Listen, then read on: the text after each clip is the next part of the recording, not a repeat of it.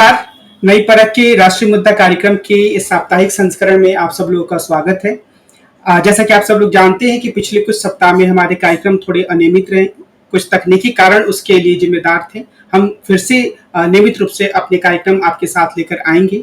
आज के इस साप्ताहिक संस्करण में हमारे साथ पीछे के कार्यक्रमों की तरह ही आनंद सर और अभय सर हैं, और हमारी ये कोशिश होगी कि अभी देश और दुनिया की राजनीति में जो भी चहल पहल हो रही है, उथल पुथल हो रही है, उसके बारे में एक समझ आपके सामने प्रस्तुत करें।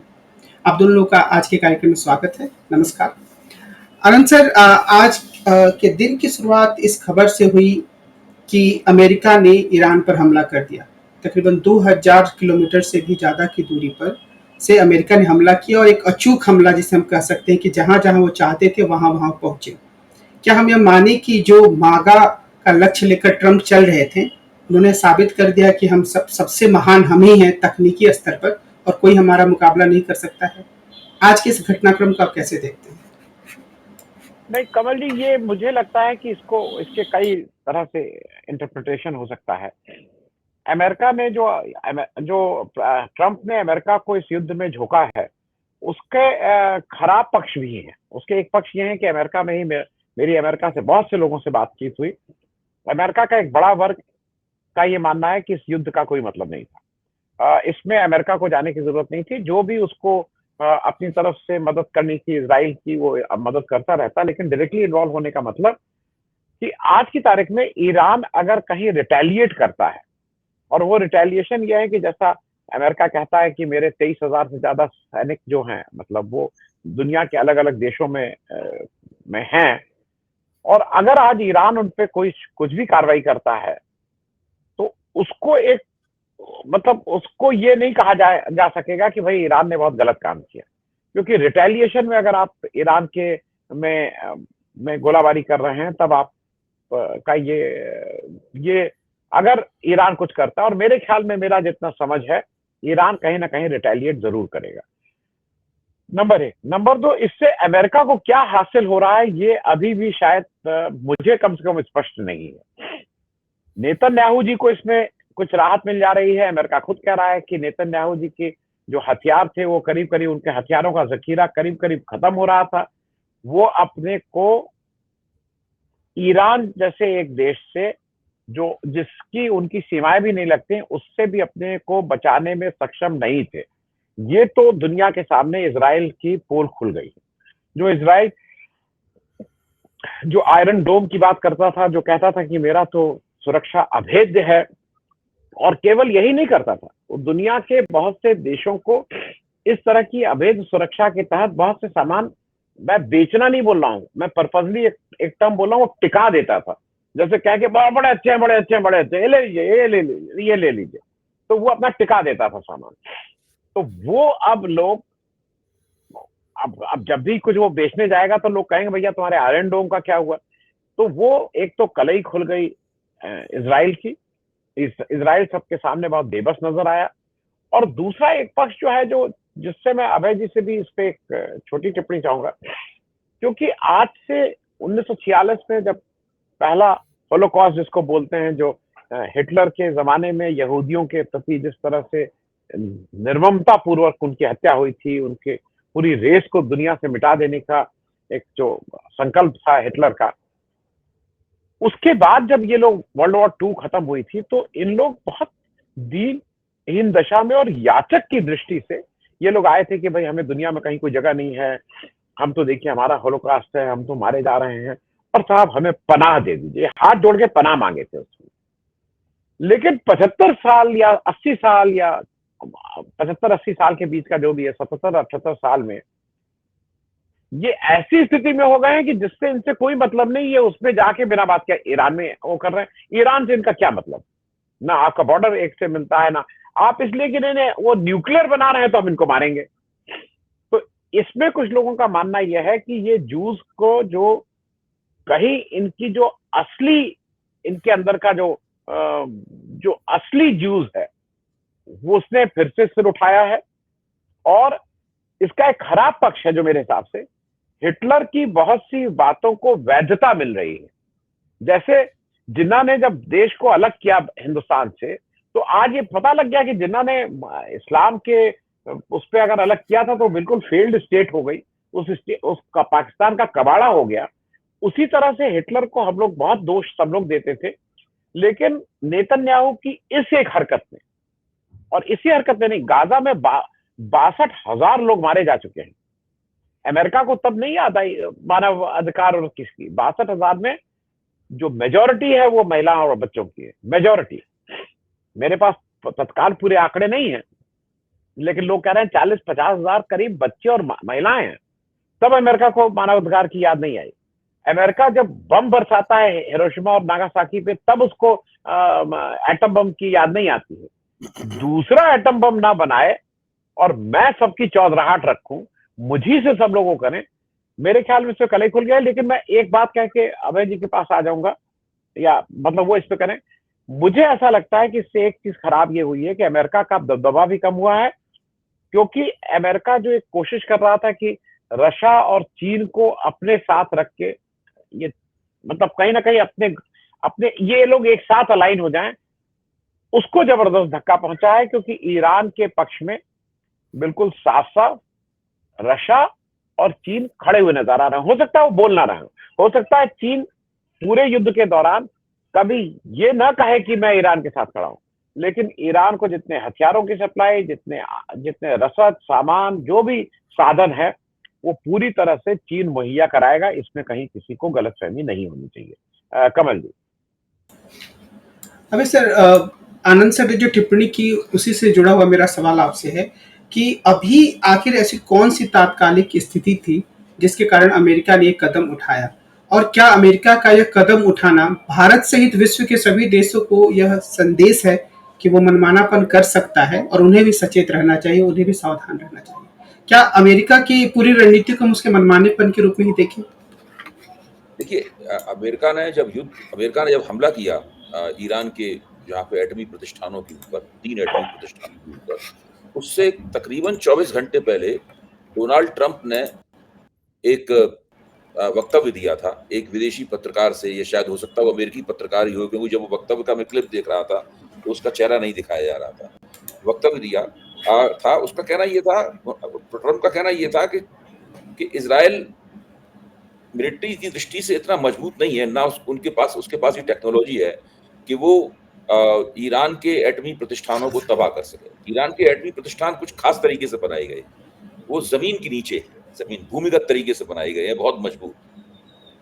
तो इजराइल ने जितने भी हमले किए, लेकिन उन हमलों से उन एटमी प्रतिष्ठानों को कोई भी नुकसान नहीं हुआ किसी भी तरह का। तो ट्रंप का कहना यह था कि इजराइल के पास बहुत ज्यादा ना इस तरह की ताकत है, ना इस तरह की टेक्नोलॉजी है। इससे स्पष्ट था कि वो इजराइल की मदद में उतरने की तैयारी कर रहे हैं। लेकिन उन्होंने सारी दुनिया को एक झांसा भी दिया साथ में। उन्होंने कहा कि अभी मैं 15 दिन इंतजार करूंगा। तो हम सब लोगों ने मान लिया कि भाई अमेरिका का राष्ट्रपति कह रहा है कि 15 दिन इंतजार करेंगे, तो ये 15 दिन इंतजार करेगा। लेकिन वो दरअसल एक ईरानियों को मुगालते में डालना चाहते थे कि अगर हमला होगा तो अभी तुरंत हमला नहीं होगा, लेकिन उन्होंने हमला किया। ये बात सही है कि ईरानी पहले से सतर्क थे और उन्होंने वहां से अपना यूरेनियम और लोगों को वहां से हटा लिया था। इसके बावजूद अमेरिकी हमला इतना सटीक था कि वो जो तमाम प्रयोगशालाएं और पूरी जो व्यवस्था थी, पूरे जो संयंत्र थे, एटमी संयंत्र वहां पर लगे हुए थे, मुझे लगता यह है कि वो एटमी संयंत्र तो निश्चित रूप से तबाह हो गए वहां पे। अच्छा, और दोबारा उन एटमी संयंत्रों को बनाने में बहुत ज्यादा समय लगेगा। ये कोई 1-2 दिन के बनाने वाली बात नहीं है। ईरान ने 1984 से कोशिश शुरू की थी एक एटमी क्षमता से संपन्न देश बनने की। तब से वो कोशिश कर रहा था, तब ये 3 उसने अपनी एटमी फैक्ट्रियां, आप कह सकते हैं, एटमी संयंत्र जो है वो तैयार कर पाए थे। अब स्थिति यह है कि इजराइल का कहना यह है कि हमने ईरान के 10 परमाणु वैज्ञानिकों को पहले अपने हमले में मार डाला है। तो इजराइल ने उसकी लिस्ट भी प्रकाशित कर दी है, और उस लिस्ट के प्रकाशित होने का ईरान ने खंडन भी नहीं किया। ईरान ने यह भी नहीं कहा कि हमारे 10 परमाणु वैज्ञानिक जीवित हैं और काम कर रहे हैं, हमने इन्हें बचा लिया है हमले से। इससे लगता यह है कि पहले इजराइल का हमला और उसके बाद अमेरिका का हमला कुछ ना कुछ तो ईरान को एटमी संदर्भों में बहुत नुकसान हुआ है, काफी नुकसान हुआ है ईरान को। अच्छा, उसके बाद जो ट्रंप ने जो वक्तव्य दिया है, 8 मिनट लंबा जो वक्तव्य दिया है, उस वक्तव्य से ये भी लगता है कि अब ऐसा नहीं है कि अमेरिका ईरान के ऊपर लगातार और हमले करता चला जाएगा।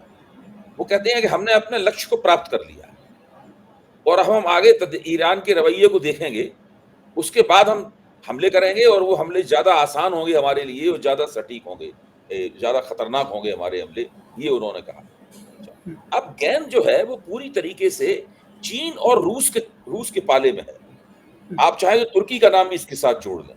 चीन, रूस और तुर्की के पाले में है, क्योंकि अमेरिका के हमले के 24 या 36 घंटे पहले चीन और रूस दोनों ने डोनाल्ड ट्रंप को चेतावनी दी थी और बड़े कड़े शब्दों में चेतावनी दी थी। इन दोनों देशों ने ये कहा था कि अगर अमेरिका युद्ध में कूदा तो आप समझ लीजिए ये सारी परिस्थिति बदल जाएगी, वो मतलब नहीं रहेगा, युद्ध बदल जाएगा। और अमेरिका को कहा आप बाज आइए इस प्रकार के किसी भी ख्याल से कि आप इजराइल के पक्ष में ईरान के खिलाफ युद्ध में कूद सकते हैं। लेकिन ट्रंप ने तो उनकी चेतावनी की कोई परवाह नहीं की। ट्रंप ने तो बाकायदा उसके B-52 बम वर्षक जो सारी दुनिया में सबसे ज्यादा अत्याधुनिक हैं, उन्होंने एक लंबी उड़ान भरी और हवा में ही उन्होंने तेल भी भरा और तेल भरने के लिए भी कहीं नहीं उतरे और करीब 3000 किलोमीटर से ज्यादा की उड़ान भरते हुए आए और निर्द्वंद भाव से उनको किसी ने इंटरसेप्ट नहीं कर पाया। निर्द्वंद भाव से उन्होंने वहां पर बमबारी की, अपने निशानों पे बम बरसाए और आराम से चले गए। उनका कोई मुकाबला नहीं हुआ, ना ईरान की वायुसेना ने कोई मुकाबला किया, कुछ भी नहीं हुआ। ऐसा लगता था जैसे कि वो किसी फौजी कवायद के ऊपर आए हों और वो अपनी कवायद पूरी करके चले गए हों। तो इस लिहाज से अगर फौजी लिहाज से देखा जाए तो ये बहुत ही सफल रहा अमेरिका का ये हमला। इसके जो नैतिक पक्ष हैं वो निश्चित रूप से निंदनीय है। जो आनंद जी ने अपनी बातें कही, मैं उससे सहमत हूं। ट्रंप युद्धों को बंद करने का दावा करके अमेरिका के राष्ट्रपति हुए थे। युद्धों को तो बंद वो नहीं कर पाए। एक दो दावेदारियां हैं उनकी जो कि विवादास्पद हैं, लेकिन अब खुद ही एक युद्ध में वो शामिल हो गए हैं और एक ऐसे युद्ध में शामिल हो गए हैं जो युद्ध उनकी मर्जी के बिना शुरू हुआ था। देखिए, आनंद जी को इस पूरे वाकये का घटनाक्रम का अच्छी तरीके से पता है, वो बहुत अच्छी व्याख्या भी इसकी करेंगे कि ट्रंप और ईरान के बीच में एटमी समझौते की 4-5 चक्र की बातचीत हो चुकी थी। अब वो बातचीत अपने अंतिम दौर में जाने वाली थी। अगर इजराइल हमला नहीं करता तो ईरान उसके ऊपर दस्तखत भी कर सकता था, लेकिन इजराइल ने हमला कर दिया। मेरी जानकारी के अनुसार अमेरिका ने नेतन्याहू को बुला के काफी डांटा फटकारा भी, लेकिन जब 6-7 दिन युद्ध चल गया ये, तो अमेरिका की भी समझ में आ गया कि इसमें इजराइल तबाह हो जाएगा और इजराइल की क्षमताओं की भी कलाई खुलने लगी, जो फिर ट्रंप ने भी स्वीकार किया कि इतनी क्षमता इस देश के अंदर है नहीं। तो ये सब जो पूरा मामला है, अब पूरी तरीके से मैं बार बार ये मानता हूं कि चीन, रूस और तुर्की अब क्या करेंगे। ट्रंप ने तो उनको ठेंगा दिखा दिया है। ट्रंप ने कहा मेरे जो मन में आया वो मैंने किया, अब देखें तुमने जो हमें धमकी दी थी, देखें अब तुम्हारी प्रतिक्रिया क्या होती है। अब वो क्या करेंगे चीन, और पता है, ये ट्रंप को भी पता है कि चीन बाकायदा ईरान की हथियारों से मदद कर रहा है। चीन के जो भारवाही विमान हैं वो वहां पर उतर रहे हैं और निश्चित रूप से वो उसमें फौजी रसद ही होगी, हथियार होंगे, गोला बारूद होंगे और कुछ हाई टेक्नोलॉजी वाली चीजें भी हो सकती हैं उनके अंदर। तो ये एक ऐसी स्थिति है जिसमें अगर चीन, रूस और तुर्की ने खुलकर ईरान के पक्ष में खड़ा होना तय किया और सक्रिय रूप से वो लोग भी इजराइल और अमेरिका के खिलाफ युद्ध में कूद पड़े, तो ये एक ऐसा पहला विश्व युद्ध होगा जिसमें यूरोपीय राष्ट्रों की भागीदारी नहीं होगी, क्योंकि इसके अंदर और यूरोपीय राष्ट्र तो है नहीं। जो यूरोपीय यूनियन है वो तो कह रही है कि भाई सब लोग शांति की पहलकदमी करें, युद्ध को रोकें वगैरह। ब्रिटेन तक ने, कोई अमेरिका ने जो हमला किया है उसकी कोई वाहवाही नहीं की है ब्रिटेन ने, जबकि ब्रिटेन तो ऐतिहासिक रूप से द्वितीय विश्व युद्ध के बाद से ही अमेरिका का बिल्कुल पिछलग्गू राष्ट्र बना हुआ था। लेकिन ऐसा नहीं हुआ है। इस वक्त अमेरिका के सबसे ज्यादा पिछलग्गू राष्ट्र तो भारत है और उसके बाद पाकिस्तान है। सबसे बड़े पिछलग्गू राष्ट्र ये है। इजराइल तो हमेशा से ही अमेरिका का पिट्ठू रहा है, वो अलग बात है। लेकिन अगर अब ये तो देश क्या करते हैं, अगर इन्होंने भी सक्रिय रूप से युद्ध में ये कूद पड़े तो आप समझ लीजिए कि दुनिया एक बहुत बड़े, बहुत ही विनाशकारी और बहुत ही प्रचंड युद्ध में फँस जाएगी। और उसके बाद में धीरे-धीरे करके जो इस्लामिक ताकतें होंगी, वो ईरान की तरफ चली जाएँगी। कतर ने तो आज अमेरिका के खिलाफ ईरान का साथ देने की घोषणा ही कर दी और अमेरिका की काफ़ी उसने निंदा भी की है। तो जो इस्लामिक देश हैं, उन इस्लामिक देशों में जगह-जगह अमेरिका ने अपने फौजी अड्डे बना रखे हैं। उन फौजी अड्डों से वो उनको घेरता है। इन देशों को भी कुछ न कुछ तय करना पड़ेगा, अगर युद्ध इस स्तर में पहुँच गया तो। आनंद सर, संयुक्त राष्ट्र संघ के नाम से एक संस्था है और इस पूरी घटनाक्रम में ऐसा लग रहा है कि वो बिल्कुल ही अप्रभावी है, उसका अस्तित्व ही नहीं है। तो कुल मिलाकर जैसा अभय सर ने कहा कि एक विश्व युद्ध की तरफ पूरी दुनिया बढ़ सकती है या बढ़ रही है। अगर वो दुनिया विश्व युद्ध की तरफ बढ़ रही है तो उसकी सबसे ज्यादा जवाबदेही किसकी है? डोनाल्ड ट्रंप की? देखिए, ये बिल्कुल क्लियर है कि डोनाल्ड ट्रंप एक ऐसे हैं जिनका मतलब वो तो झांसा भी देते हैं, झूठ भी बोलते हैं, धमकाते भी हैं, डराते भी हैं और एक किसी भी बहुत छोटे स्तर के बिजनेसमैन की तरह अगर कोई वो करता है तो 2 कदम पीछे खींच के अपनी बात से भी पलट जाते हैं। उनको इसमें कोई शर्म नहीं लगती। ये बात मैं सिर्फ इसलिए कह रहा हूँ, आपने यूएन की बात कही, यूएन चार्टर क्या कहता है? देखिए, यूएन चार्टर है और एक और चीज है IAEA, international atomic energy agency. IAEA और यूएन चार्टर का ये बिल्कुल निश्चित चार्टर है, उनके कानून है कि जैसे ईरान में जहां-जहां अमेरिका ने हमला किया है, ये नॉन उनकी न्यूक्लियर साइट्स हैं, non nuclear sites, which are under the supervision of IAEA. मतलब ये कोई छुपी हुई बात नहीं कि उन्होंने एक ऐसी जगह कर दिया, जैसे हम पोखरण कर रहे थे, तो पोखरण उस समय तक जब तक विस्फोट नहीं हुआ तब तक Pokhran was not a non atomic site. ये सारी साइटें हैं, ये साइटें न्यूक्लियर साइट्स हैं जो आईएईए के सुपरविजन में है। और ये उनका कानून, उनका चार्टर कहता है कि जो सुपरविजन और उसमें है उस पर हमला नहीं होगा। इसीलिए वो आईएईए है, इसीलिए वो सुपरविजन के लिए अपने अपने उसको खोलता है।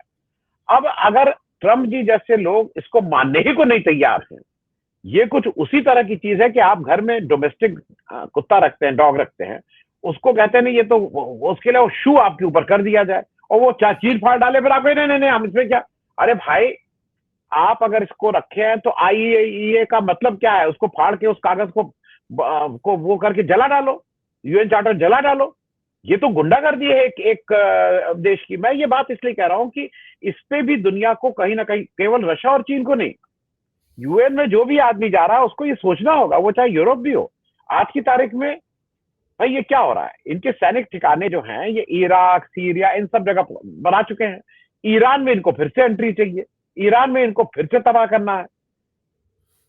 आज की तारीख में जैसा जैसा अभय जी का कहना, हम सब लोगों का मानना है यूरोप को शायद नाटो की वजह या और अपने बिजनेस की वजह से उनका कमिटमेंट शायद ये हो कि उनको अमेरिका के साथ जाना हो।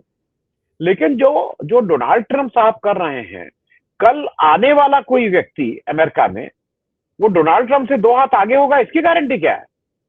आज तो ये माना जा रहा है ना ट्रंप बहुत खराब है, ट्रंप। अरे ट्रंप से आगे वाले भी लोग आ सकते हैं वहां, और अगर ट्रंप से आगे वाले लोग आ गए तो ये जो आज आप ईरान में देख रहे हैं, ये कल के दिन यूरोप में भी हो सकता है। तो मुझे ऐसा लगता है कि ये विश्व के किसी भी देश के लिए वार्निंग है, क्योंकि फिर मैं एक उदाहरण और दे दूं। ये एक पेरिस एग्रीमेंट हुआ था जी सर, और उस पर यह हुआ था कि पेरिस एग्रीमेंट में हम लोग अपना मतलब हम लोग पर्यावरण को किस तरह से संरक्षित करेंगे और अपना जो कार्बन हम निकालते हैं, मतलब जिस तरह से हम बिजली ऊर्जा का इस्तेमाल करते हैं उसको कम करेंगे। और उसके लिए समय सीमा थी, 2025 में इतना करेंगे, 2027, 2000, वो मुझे तुरंत याद नहीं है, लेकिन 2030 तक। क्या अमेरिका वो किसी को नहीं मान रहा है, वो किसी भी पैरामीटर्स पे नहीं है। और ट्रम्प जी आया और धीरे से कहा कि नहीं हम पेरिस एग्रीमेंट से बाहर निकल गए। मतलब आप ये कहिए कि नहीं हम तो कानून मानते ही नहीं, हम रोड पे चलने का हमारा जैसा मन होगा हम दाएं चलेंगे बाएं चलेंगे, क्योंकि मेरे पास एक ऐसी मोटर गाड़ी है जिसपे उस मोटर गाड़ी पे कुछ नहीं होगा। अब मेरा मन होगा तो मैं दाएं चलाऊंगा, मेरा मन होगा मैं बाएं चलाऊंगा, मैं कोई कानून ही नहीं मानता हूं। तो अब अगर इस तरह की कोई गुंडागर्दी करने, ये तो इट अमाउंट्स टू गुंडागर्दी। तो अगर कोई गुंडागर्दी इस तरह की कर रहा है तो आज देखिए, इसमें मैं एक चीज अभय जी से उस पर भी एक टिप्पणी चाहूंगा। मुझे बार बार ये लगता है कि हम लोग कुछ भी कहें, एक व्यक्ति ने जो स्टेट्समैनशिप वाला वो लिखा, वो सोनिया गांधी को उस लेटर की चर्चा करना जरूरी है। सोनिया गांधी ने कहा आप चुप नहीं रह सकते हैं, आप चुप होकर जैसे होता नहीं यार देखना भाई हम चुप रहेंगे, मालूम नहीं ये वाला भी ना मारे ये वाला भी ना मारे, चुप नहीं रहे। भारत को बोलना जरूरी है, भारत को कि एक जिसका उन्होंने याद दिलाया, सोनिया गांधी ने कहा कि भारत तो दोनों कंट्रीज के सह अस्तित्व की बात आज से नहीं सालों से कर रहा था, उसको बैलेंस कर रहा था। आप इसराइल के साथ साथ भागे भागे चले गए हैं, Donald my Trump, Netanyahu my friend, मालूम नहीं है क्या क्या आप कर रहे हैं। भारत को एक स्पष्ट लाइन लेनी होगी, बोलना पड़ेगा। चुप रह के आप अपना और नुकसान कर रहे हैं, क्योंकि आज ईरान है, कल पाकिस्तान होगा, परसों भारत भी हो सकता है। ये ध्यान रखने वाली चीज है, क्योंकि मैंने पहले भी कहा, ये जो एशिया में अगर हो रहा है तो इसकी आंच हमारे और आपके ऊपर भी आ रही है। और अगर एक नॉर्थ कोरिया जैसा देश अगर अपनी बात को, जिसकी दुनिया में जिसका कोई दोस्त नहीं है, वो अगर मुस्तैदी से अपनी बात कहता है कि मैं उसके साथ जाके खड़ा हो जाऊंगा, तो हम और आप भारत क्यों नहीं कह सकता? 140 करोड़ लोग हैं, बड़ी बाजार है, देश की चौथी या पांचवी जो भी कहिए हमारी अर्थव्यवस्था है, हमारे पास दुनिया के तीसरे चौथे नंबर की डिफेंस फोर्सेस हैं। और एक चीज और इसमें एक इंटरेस्टिंग है, अबे भाई ये पहला युद्ध हो रहा है ईरान वाला खास करके, जहां पे चूंकि बॉर्डर्स किसी के नहीं मिले हैं, तो यहाँ पे पैदल सेना का जो इन्फेंट्री है उसका करीब करीब रोल नहीं के बराबर है। सही बात। तो ये कुछ एक युद्ध के आयाम भी बदल रहे हैं। ईरान के खमनैनी का फिर आया, उन्होंने कहा कि नहीं हम छोड़ेंगे नहीं इनके ठिकानों को। भाई इनके ठिकाने हैं तो उनके सीरिया, इराक, और उनके ठिकाने अमेरिका के भी हैं। और एक चीज जान लीजिए, ये वही है कि बड़े आदमी के बच्चे का अगर उंगली से यहां से 2 बूंद खून भी निकल आए ना, तो स्कूल की प्रिंसिपल जो है वो आपको बुला के उल्टा लटका देती हैं। और दूसरे बच्चे का अगर हाथ भी कट जाए छोटे स्कूल में पढ़ने वाले का, तो कोई होता हुआ है उसकी गलती रही होगी। वही स्थिति होने जा रही है अमेरिका में। अगर इनका एक भी सैनिक मारा गया ना, तो अमेरिकन जिस जिस चीज के बने हैं वो उस हर खून का, हर शहादत का हिसाब मांगते हैं। वो हमारे यहाँ की तरह नहीं है 700 लोग मर गए अगर किसान दंगाएंगे, हमसे पूछ के मरे थे। ये सब नहीं चलेगा। एक भी अगर सैनिक वहां पे मारा गया तो ट्रंप के लिए एक एक सैनिक भारी पड़ जाएगा। ये मेरी निश्चित मानता है। कमल, अभी सर जो आनंद सर बात कर रहे थे उसी संदर्भ में सवाल करूंगा कि जो भारत की विदेश नीति है, इस खास मौके पर आप उसे किस नज़र से देखते हैं? क्या उसका यह नज़रिया सही है कि ठीक है वहाँ झगड़ा हो रहा है, हमने मुँह ज़बानी की एक पक्ष रख दिया और वो पक्ष शक्तिशाली पक्ष की तरफ ही झुका हुआ है, वो ठीक है? या फिर जो सोनिया गांधी ने अपनी चिट्ठी में लिखा है कि अब एक खुला स्टैंड लेना चाहिए और सहअस्तित्व की बात करनी चाहिए, अपनी आवाज़ को पहुँचाना चाहिए वहाँ तक? आपकी क्या राय है जो भारत की विदेश नीति है मौजूदा समय में उसको लेकर? देखिए, आनंद जी ने जो कहा है मैं उसका 100% समर्थन करता हूँ। सोनिया गांधी ने जो वक्तव्य दिया है वो बेहतरीन और शानदार वक्तव्य है, और भारत की विदेश नीति अगर उस वक्तव्य से कुछ सीख सके तो ये बहुत ज्यादा भारत के पक्ष में जाएगा, पहली बात। दूसरी बात यह है कि अभी मैं एक सरकार परस्त राजनयिक हैं जो संयोग से जिस वक्त ईरान में इस्लामिक क्रांति हुई थी तो इस वक्त तो वहीं तैनात थे। अब तो रिटायर हो चुके हैं। तो उनकी आंखों के सामने ही वो सारा घटनाक्रम चला था, तो उनको सुन रहा था मैं। तो उनका एक आकलन था। उनका आकलन ये था कि जो लोग अमेरिका के खिलाफ और इजराइल के खिलाफ वक्तव्य जो देश दे रहे हैं वो केवल मुंह ज़बानी बातें हैं। वो लोग सक्रिय रूप से इस युद्ध में नहीं कूदेंगे। उन्होंने चीन और रूस का और उत्तर कोरिया का और तुर्की का घुमा फिरा के नाम भी लिया, लेकिन उस पर ज्यादा फोकस नहीं दिया, ज्यादा जोर नहीं दिया। लेकिन वो कह रहे थे कि ये सारी की सारी बातें हैं, कोई भी इस्लामिक देश भी नहीं चाहेगा कि वो अमेरिका के खिलाफ खड़ा हो जाए और उसके देश में मान लो अमेरिका का फौजी अड्डा है तो अमेरिका से कहे कि आप अपने फौजी अड्डा में ताला डालिए और अपने लोगों को यहां से वापस बुलाइए। देखिए, पूरे मध्य पूर्व में अमेरिका के करीबन 60-65 हजार सैनिक तैनात हैं। ये कोई छोटी मोटी संख्या नहीं है। बहुत सारे हवाई जहाज वहां पे तैयार खड़े रहते हैं, बहुत जबरदस्त सैनिक साजो सामान पूरे मध्य पूर्व में जगह जगह अमेरिका ने फैला रखा है। ईरान अमेरिका के ऊपर तो हमला नहीं कर सकता, वो अमेरिका तो बहुत दूर है उससे, लेकिन वो इन अड्डों के खिलाफ इस्लामिक जगत में एक गोलबंदी कर सकता है, और अगर उसे परिस्थिति अपने अनुकूल लगी तो वो इन अड्डों के ऊपर हमला भी कर सकता है। अगर एक भी अड्डे के ऊपर ईरान ने हमला किया और उसमें अमेरिकी सैनिक मारे गए, तो डोनाल्ड ट्रंप के लिए अमेरिकी जनता को जवाब देना मुश्किल हो जाएगा। ये जो बॉडी बैग्स में भर के वहां पर जब सैनिक लाशें जाती हैं अमेरिका में, तो पूरे अमेरिका में इसको देख के कोहराम मच जाता है। आनंद जी ने विश्लेषण किया, मैं उस बात से पूरी तरह सहमत हूं। वहां पे एक बॉडी बैग पहुंच जाए तो वो भी बहुत बड़ी बात होती है। भारत की तरह नहीं कि यहाँ पर अगर 26 लोग मर जाएं, 40 लोग मर जाएं, 50 लोग मर जाएं और हमारे राजनेता कहते हैं वो तो पुण्य आत्माएं थी, मतलब इस प्रकार के वक्तव्य वहां अमेरिका में नहीं दिए जा सकते, उसकी कल्पना भी नहीं की जा सकती। तो अब मेरे सामने फिर यही सवाल है कि डोनाल्ड ट्रंप को चेतावनी देने वाले देश क्या करेंगे? वो कुछ करेंगे या नहीं करेंगे? क्या उनके पास ऐसी कोई नीति है जिससे वो अमेरिका को सबक भी सिखा दें और ईरान के पक्ष को थोड़ा मजबूत भी कर दें, इजराइल को भी सबक सिखा दें, और कोई बड़े पैमाने का युद्ध भी ना भड़के? ऐसा कैसे हो सकता है? ये एक बहुत बड़ा सवाल है। इसके ऊपर दुनिया का पूरा भविष्य इस वक्त निर्भर है। जहां तक भारत की विदेश नीति का सवाल है, मैं ये मानता हूं कि भारत स्पष्ट रूप से इजराइल का समर्थन कर चुका है, स्पष्ट रूप से इजराइल का समर्थन कर चुका है, और अमेरिका का विरोध करने की क्षमता भारतीय प्रतिष्ठान, भारत के सत्ता प्रतिष्ठान में है नहीं। डोनाल्ड ट्रंप की विरोध करने की क्षमता भारत के सत्ता प्रतिष्ठान में है नहीं। तो ये लोग या तो चुप रहेंगे, और अगर बोलेंगे तो अमेरिका और इजराइल के पक्ष में बोलेंगे। इस वक्त यही स्थिति है। सोनिया गांधी कोई भी वक्तव्य देती रहे, हम लोग कोई भी विश्लेषण करते रहे, और दुनिया में कुछ भी होता रहे, भारत सरकार मेरे लिहाज से पूरी तरीके से अमेरिका की पिट्ठू बन चुकी है, और इजराइल की समर्थक वो बहुत पहले से है। और इस सबके पीछे राष्ट्रीय स्वयंसेवक संघ का भी हाथ है। आप ध्यान कीजिए, राष्ट्रीय स्वयंसेवक संघ एक अमेरिका परस्त संगठन भी है। अभी से नहीं, मैं बहुत दिनों से इस बात को कहता हूं और जानता हूं। राष्ट्रीय स्वयंसेवक संघ अमेरिका वगैरह का विरोध करने में उनकी कोई दिलचस्पी कभी नहीं रहती। तो संघ के अंदर से भी भारत सरकार की ये जो तथाकथित विदेश नीति है, इसका समर्थन है। उस संघ का हाथ भी आप मान लीजिए कि इन लोगों की इस मामले में पीठ पे है। अनंत सर, एक आखिरी प्रश्न आपसे नरेंद्र मोदी और डोनाल्ड ट्रंप के बीच का जो इक्वेशन है उसको लेकर है। मोदी साहब ये कहते हैं और कहलवाते हैं कि एक तरीके से उन्होंने ट्रंप को यह कह दिया है कि वो ये बात ना कहें कि मध्यस्थता अमेरिका ने कोई की थी, लेकिन ट्रंप बार बार ये चीज कहते रहते हैं। तो उस संदर्भ में अगर हम देखें तो क्या ट्रंप मोदी को नीचा दिखा रहे हैं, या दोनों के बीच में एक अंडरस्टैंडिंग है? मोदी जी जब देश में आते हैं तो कहते हैं कि मैंने ट्रंप को मना कर दिया कि हम आपके यहाँ डिनर पर नहीं आएंगे क्योंकि हमें उड़ीसा जाना है।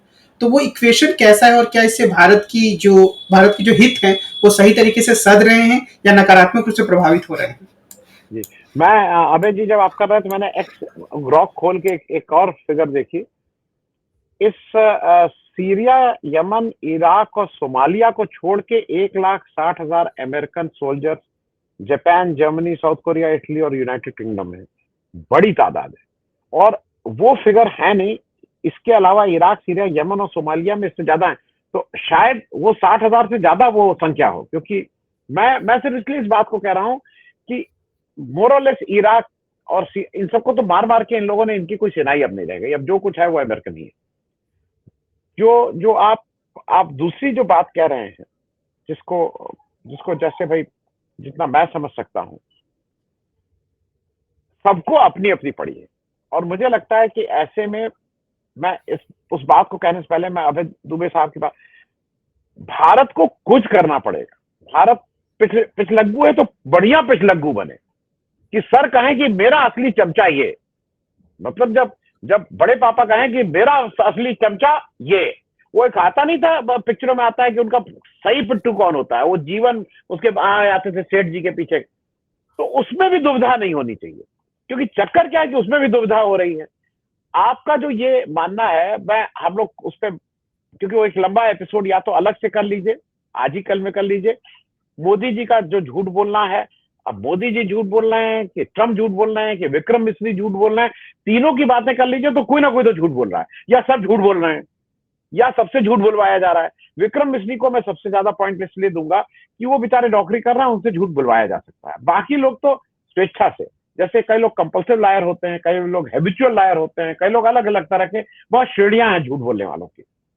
लेकिन एक चीज बिल्कुल क्लियर है कि मोदी जी ने अगर एक ही अच्छा काम किया कि ये पाकिस्तान, अब ये अमेरिका गए नहीं तो ट्रम्प जो है दस्तरखान बिछवा के इनसे उसी एक ही खाने में इनसे रोटी तुड़वाता असीम मुनीर के साथ, और ये मना नहीं कर सकते थे।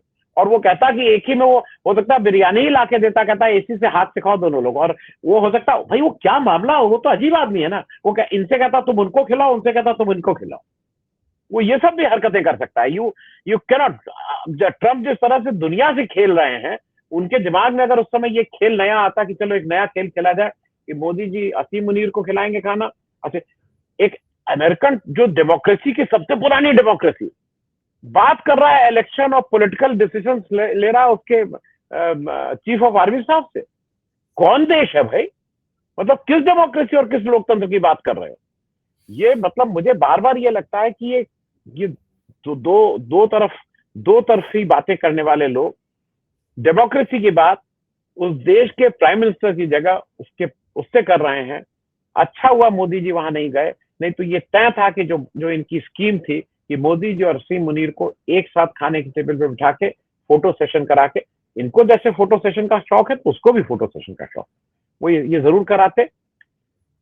जहां तक रही बात कौन झूठ बोल रहा है उस पर हम लोग अलग से सेशन करेंगे, लेकिन विक्रम मिश्री बस झूठ नहीं बोल रहा है। विक्रम मिश्री हो सकता है आज्ञा का पालन कर रहे हैं, बाकी तो कौन लोगों में कौन कम झूठ बोल रहा है, कौन ज्यादा, ये शायद चर्चा तो अभी जारी रहेगी। अभी तो झूठ बोलने के बहुत अवसर अभी और आगे आते हैं। कमल जी, आज के इस कार्यक्रम को हम इसी बिंदु पर समाप्त करते हैं। हम अगले सप्ताह फिर मिलेंगे और देश और दुनिया की राजनीति के बारे में अभय जी और आनंद जी से बातचीत करेंगे। आज की बातचीत के लिए आप दोनों लोगों का बहुत बहुत धन्यवाद। नमस्कार।